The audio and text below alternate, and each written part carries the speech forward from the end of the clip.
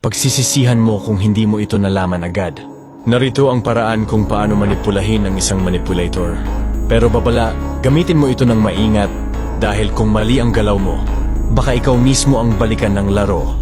Ang sikreto ay simple pero mabagsik, salaminin mo siya. Ibig sabihin, gagayahin mo mismo ang kanyang mga kilos, salita at taktika. Para kang hawak na salamin na ibinabalik sa kanya ang bawat galaw na ginagamit niya laban sa'yo. Sa una magtataka siya, pero habang tumatagal maiinis siya kasi nakikita niya mismo ang pangit na anyo ng kanyang mga aksyon. Dito nagsisimula ang pagkabasag ng depensa ng isang manipulator. Kapag naranasan niyang siya mismo ang minamanipula ng sarili niyang laro. Tandaan, ang pinakamalakas na sandata laban sa kanila ay hindi pagtakbo, kundi ang paggamit ng mismong pamamaraan nila pabalik sa kanila. Gamitin ito ng tama at makikita mong kahit ang pinakatusong manipulator, kaya mong gawing biktima ng sarili nilang laro. Kung gusto mo pa ng mga ganitong klaseng content ay follow mo na ako.